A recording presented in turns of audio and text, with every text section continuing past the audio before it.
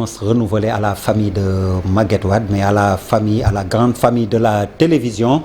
Comme vous l'avez si bien annoncé, nous avons le plaisir de recevoir Amadou Seck. Amadou Seck est le vice-président du CNP, le Conseil national du patronat. Monsieur Seck, bonsoir. Bonsoir. On va parler de l'impact sur les coûts de la guerre entre la Russie et l'Ukraine. Déjà, quelles sont les conséquences au plan économique? Nous entendons parler de flambée du prix du blé, qui est le principal intrant dans la constitution du pain. On parle même d'une baguette à 500 francs. Est-ce que c'est plausible? Ce sont des meuniers qui l'ont dit. Les hydrocarbures, les boulangers, voilà, les boulangers. Est-ce que également on attend des impacts au niveau des hydrocarbures, le gaz, le pétrole, l'essence, le gasoil? Merci Der. Donc c'est toujours un plaisir de venir au niveau de la TFM échanger avec vous. Il est clair qu'aujourd'hui la guerre en Ukraine engendre beaucoup d'incertitudes. Si on prend ces deux pays, l'Ukraine et la Russie, c'est 30% des exportations de blé dans le monde, donc de la consommation mondiale. Donc c'est normal que cette guerre inquiète autant plus les Occidentaux.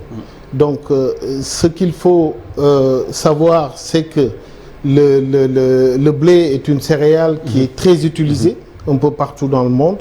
Et ces deux pays, qui sont des pays de la mer Noire, exportent beaucoup au niveau mondial et ce qui crée des inquiétudes. Au niveau du gaz, la Russie et l'Ukraine utilisent beaucoup de gaz. L'Europe utilise beaucoup le gaz russe. Oui. On parle du gazoduc qui va en Allemagne. Je peux vous dire qu'aujourd'hui, les indicateurs, c'est 50% de consommation du gaz allemand provient de la Russie, la France un peu moins, 20%, mais d'autres pays comme la Roumanie, la Bulgarie, c'est 75%.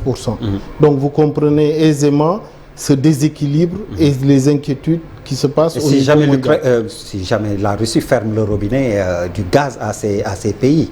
Tout à fait, c'est l'inquiétude. C'est vrai qu'aujourd'hui les États-Unis sont moins dépendants et c'est la raison pour laquelle l'Europe ralentit au niveau des sanctions. Parce et les États-Unis accélèrent et se permettent même de dire qu'ils vont toucher sur les réserves stratégiques. C'est le président Joe Biden qui l'a dit.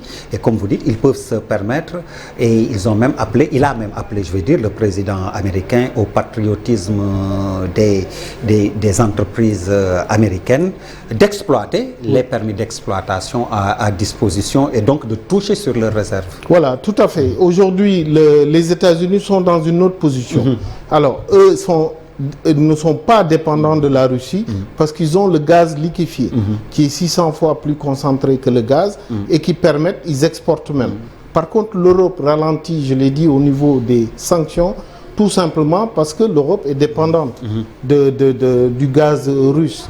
Donc c'est la raison pour laquelle des mesures sont en train d'être prises au niveau européen afin de permettre à ces pays d'alléger un peu. C'est notamment la France où on a dit une restriction, une diminution d'un point du chauffage en cette période d'hiver qui permet un peu de gagner, voilà, d'économiser un peu. Donc il faut vraiment une politique d'économie et surtout se départir de cette dépendance russe. Pour revenir à nous, le débat qui va intéresser certainement les Sérères et les Alpulaars, c'est le pain.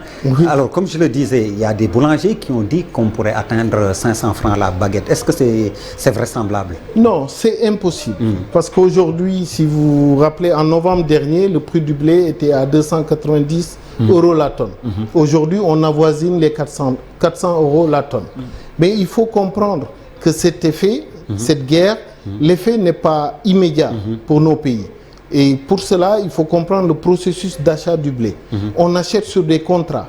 Le blé, à moins qu'on achète des deals sur une cargaison spot qui se trouve au large d'Oman ou etc., on achète sur des contrats. Et les contrats durent 4 mois, 5 mois, 6 mois. Oui. Et donc, c'est pour ça, aujourd'hui, on ne peut pas dire que le pain va augmenter ou la farine va augmenter. Par contre, si la guerre perdure, si la guerre perdure, et je ne crois pas que ça va durer, si la guerre perdure, ça peut amener des problèmes. Si vous vous rappelez, en Égypte, l'Égypte est le plus grand pays importateur de blé. L'Égypte importe à peu près 13 millions de blé et 80% provient de la Russie et de l'Ukraine. Donc vous comprendrez les incertitudes pour ce pays-là. Par contre, le Sénégal, on importe du blé de la mer Noire, mais aussi on importe beaucoup de blé français. La France aujourd'hui exporte 13 millions de tonnes de blé, dont la moitié en Afrique.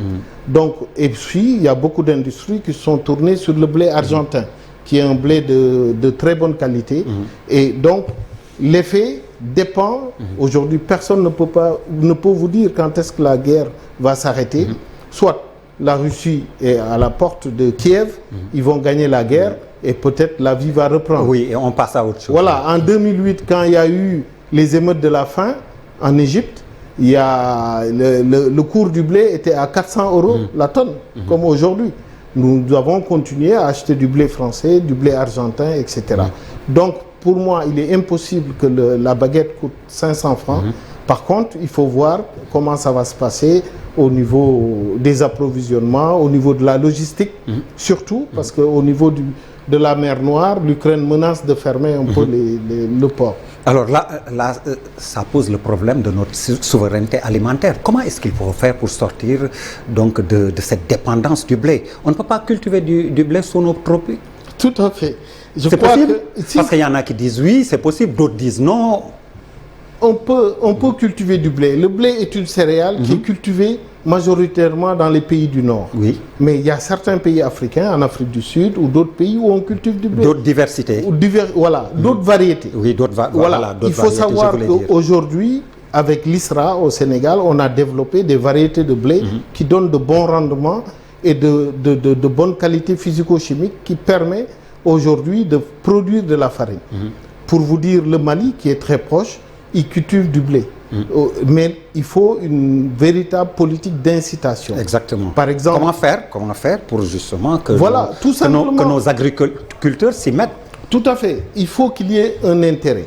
Et ça provient de l'État. Parce que, pour vous dire, au Mali, l'exemple est très simple. On permet aux industriels de cultiver du blé et d'incorporer. Et ils ont une restitution sur cette incorporation. Il faut une véritable politique, comme on a fait pour le riz. Mais on a développé des variétés qui peuvent donner de bons rendements et de bonne qualité de blé. Alors, pour être concret, vous, en tant qu'industriel, CNP, êtes-vous prêt à vous engager sur cette voie, accompagné par l'État, bien sûr? Mais vous savez, bien sûr, si l'État accompagne et que l'industriel, qui est un homme d'affaires, trouve son intérêt, il est tout à fait normal qu'on s'intéresse à la culture du blé.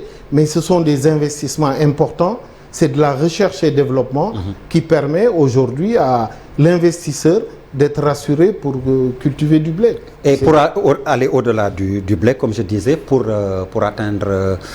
on parlait de l'autosuffisance alimentaire, moi je parlerai de souveraineté alimentaire. Qu'est-ce qu'il faudrait faire? Alors, la souveraineté alimentaire, il faut savoir les produits qui sont les plus consommés. Et comme je dis, il faudrait favoriser la culture du blé. Apporter, comme on a fait pour le riz dans le Nord. Aujourd'hui, la facture... le riz de la vallée. Voilà. Aujourd'hui, le Sénégal consomme 800 000 tonnes, 700 à 800 000 tonnes de blé, qui représente une facture de 100 milliards. Et donc, il est tout à fait possible, par rapport à d'autres pays, l'Égypte, c'est 13 millions de tonnes. Aujourd'hui, ils sont extrêmement inquiets. Et ça peut déstabiliser un pays. Parce que le blé, on l'appelle l'or jaune.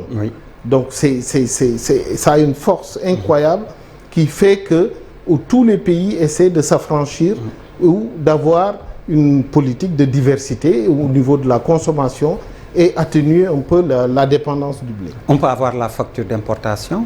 C'est 100 milliards. 100 milliards de francs? 100 milliards par an. Par an? Par an.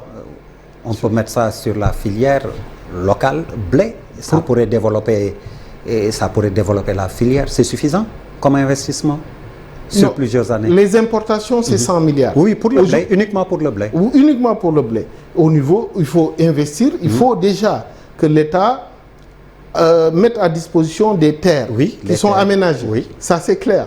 C'est ça la grande problématique. Et une fois que les terres sont aménagées et qu'il y ait des industriels ou des hommes d'affaires ou des agriculteurs qui s'intéressent à la culture du blé, si les débouchés nécessairement il y aura les débouchés. Donc il faut favoriser et sortir de cette dépendance, de cette tyrannie du blé. Pour vous, politique et économie font-elles bon ménage? La politique et l'économie. Mais aujourd'hui, c'est la politique qui nous gouverne, qui dicte. Et l'économie, nous sommes des créateurs de richesses. Et l'État a autant besoin des hommes d'affaires, des industriels qui créent de la richesse, qui créent l'emploi et qui apportent la stabilité au niveau du pays. Donc, ce sont nos interlocuteurs. C'était juste pour vous provoquer, pour aller à la question. Vous attendez donc certainement avec beaucoup d'impatience la nomination du Premier ministre, la nomination annoncée du Premier ministre. Oui, on en parle depuis un moment, mais moi je pense... Depuis le 10 décembre précisément, avec l'Assemblée qui a validé le retour du poste. Voilà, mais moi je pense que, honnêtement, moi ma vision est que les élections locales, ce n'est pas un baromètre pour changer un gouvernement. Ça c'est ma conviction. Et que rien n'urge. Je pense que dans 3 ou 4 mois, nous serons aux élections législatives et je pense que ce serait le moment approprié pour créer. Nous sommes toujours en période de pandémie où notre économie est fragilisée et je pense que le plus important c'est attaquer les problèmes du moment. Et il faut communiquer avec les populations. Aujourd'hui, j'entends souvent à la radio, les gens disent il faut baisser le prix des denrées. Effectivement, le président a baissé certains denrées. Mais ce qui se passe aujourd'hui, l'État peut être impuissant et l'État ne pourra rien faire parce que si je prends le cas du blé, de la farine, l'État a laissé la TVA, les droits de douane, etc. et il n'y a plus rien à faire. Donc il faut sensibiliser les populations et leur dire que c'est une situation qui ne dépend pas de nous et qu'il faudrait s'attendre plus ou moins à une augmentation, mais elle n'est pas immédiate. Alors pour ce prochain gouvernement et le Premier ministre en premier, pour vous, les défis au plan économique qui les attendent, ce gouvernement et son Premier ministre? Mais le défi majeur, pour moi, c'est qu'on arrive à améliorer les conditions de vie des populations, à créer de l'emploi pour toute cette jeunesse-là, à les former, développer des secteurs comme la formation professionnelle, développer des industries qui permettront aujourd'hui d'employer ces jeunes qui sont formés. Et c'est ce que s'attelle une bonne partie du secteur privé qui crée de l'emploi. Cela vous inspire d'entrer en politique quand vous voyez un homme d'affaires comme Serigne Mboup, élu maire à Kaolack? Mais nous sommes tous intéressés par la politique parce qu'aujourd'hui, faire de la politique, c'est servir la communauté, servir la population. Mais je trouve que c'est une bonne chose. Nous faisons tous indirectement de la politique en faisant du social, déjà au niveau de nos entreprises. Donc, si l'opportunité se présente, il est tout à fait normal. Et en plus, il y a une vague aujourd'hui de politiciens qui émergent, qui sortent du secteur privé, qui sortent de l'environnement des affaires. Donc, et ce n'est pas uniquement au Sénégal. Les populations veulent voir autre chose, avoir d'autres profils qui ne sont plus uniquement politiques. Le patronat au gouvernement, ça vous dit? Ben, pourquoi pas? Pourquoi pas? On a vu des pays où c'est au Bénin, le président Talon, il vient du secteur privé. Exactement. Donc, pourquoi pas? Nous qui créons des sociétés qui partent de 0 à plusieurs milliards de chiffres d'affaires, je pense que gérer des ressources d'un pays, nous pouvons le faire. Vous êtes le patron de Eurogerm. Eurogerm fait dans... Alors, Eurogerm est une société industrielle qui fabrique des correcteurs de farine et améliorants de boulangerie. Donc vous êtes dans la farine, vous êtes dans le pain. Tout à fait, exactement. Et nous fournissons des produits pour les boulangers, mais également pour les meuniers. Nous avons une position transversale au Sénégal et nous exportons aussi beaucoup dans la sous-région. Amadou Seck, merci. Merci. Merci également à vous, mesdames, messieurs, de nous avoir suivis. Excellente suite de programmes sur la TFM, la télévision Futur Média.